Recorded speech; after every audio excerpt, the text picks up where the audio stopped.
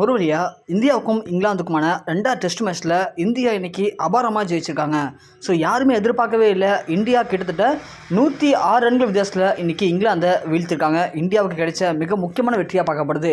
So India second இன்னிங்ஸில் second டேவில் ரொம்பவுமே சூப்பராக விளையாண்டு கிட்டத்தட்ட ஒரு 300 ரன் வரைக்கும் டார்கெட் செட் பண்ணியிருந்தாங்க. அந்த 300 ரன்களை கண்டிப்பாக இங்கிலாந்து அடித்து ஜெயிச்சிருவாங்க அப்படின்னு நம்பிக்கையோடு தான் களமிறங்கி நேற்று மட்டுமே அவங்க கிட்டத்தட்ட ஒரு 56 ரன் வரைக்கும் அடிச்சிருந்தாங்க.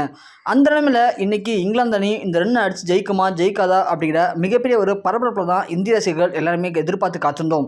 அந்த நிலைமையில் நேற்று மட்டுமே அஸ்வின் அவர்கள் முதல் விக்கெட்டை எடுத்து வச்சிருந்தாரு. அதற்கு பிறகு இன்னைக்கு அஸ்வின் அவர்கள் ரொம்பவே ஒரு அற்புதமான பவுலிங் வீசி அடுத்து அவர் 3 விக்கெட்டை எடுத்தார்.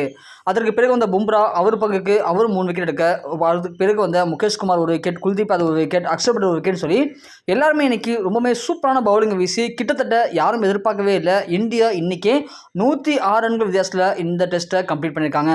இதனால் முதல் டெஸ்ட்டில் எப்படி இங்கிலாந்து இந்தியாவை பீட் பண்ணாங்களோ அதே மாதிரி இன்னைக்கு இந்தியா ஒரு அற்புதமான ஆட்டத்தை வெளிப்படுத்தி இங்கிலாந்தை மண்ணை கவ வச்சிருக்காங்க. அதனால் இந்திய மண்ணில் இன்னைக்கு 2வது டெஸ்ட் மேட்ச் உறுதியாக இந்தியா ஜெயிச்சிருக்கு. இன்னும் பேலன்ஸ் நமக்கு 3 டெஸ்ட் மேட்ச் இருக்குது. ஸோ தொடர்ந்து இந்த 3 டெஸ்ட் மேட்ச்சும் நம்ம ஜெயிச்சா மட்டும்தான் நமக்கு இந்த டெஸ்ட் மேட்ச்க்குள்ள புள்ளிப்பட்டியலில் நல்ல ஒரு பாயிண்ட்ஸ் கிடைக்கும். பாயிண்ட்ஸ் டேபிளில் நாம் தொடர்ந்து 2வது இருக்க முடியும். இல்லாத பட்சத்தில் கண்டிப்பாக நம்ம 2வது கீழே இறங்க அதிகமாக வாய்ப்பு இருக்குது. டெஸ்ட்டை பொறுத்த வரைக்கும் புள்ளிப்பட்டியலில் முதல் 2 டீமில் இருக்க ஒரு டீம் தான் ஃபைனல் மோதுவாங்க. ஏற்கனவே நம்ம பலமுறை இப்படி போயும் கூட நிறைய வாட்டி கோட்டை விட்டுருக்கோம். அதற்கெல்லாம் இந்தியாவில் இருக்கக்கூடிய டீமில் இருக்கிற பிளேயிங் லெவலில் சின்ன மிஸ்டேக் தான் இந்தியா அடிக்கடி தோற்று போகிறதுக்கு காரணம். அந்த வகையில் இந்த முதல் டெஸ்ட்டில் நம்ம என்ன தவறு பண்ணமோ அதை 2வது டெஸ்ட்டில் சரி செஞ்சு இன்னைக்கு ரொம்பவே ஒரு அற்புதமான வெற்றியை நமக்கு தேடி கொடுத்துருக்காரு ரோஹித் சர்மா.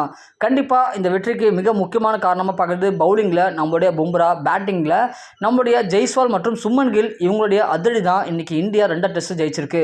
ஸோ கண்டிப்பாக அடுத்த டெஸ்ட் ஜெயிச்சா மட்டும்தான் இந்தியாவுக்கு ரொம்ப பாயிண்ட்ஸ் டேபிளில் நல்ல ஒரு எதிர்பார்ப்பு கிடைக்கும். அதோட இந்தியா அவங்களுடைய சொந்த மண்ணில் ஜெயிக்கல அப்படின்னா கண்டிப்பாக ஃபாரின் கண்ட்ரிஸில் போய் ஜெயிக்கிறது அப்படிங்கிறது நடக்காத காரியம் அப்படிங்கிற மாதிரியும் பலரும் இப்போது இந்தியாவுக்கு மிக முக்கியமான கருத்துக்களை பகிர்ந்து வந்துட்டு இருக்காங்க.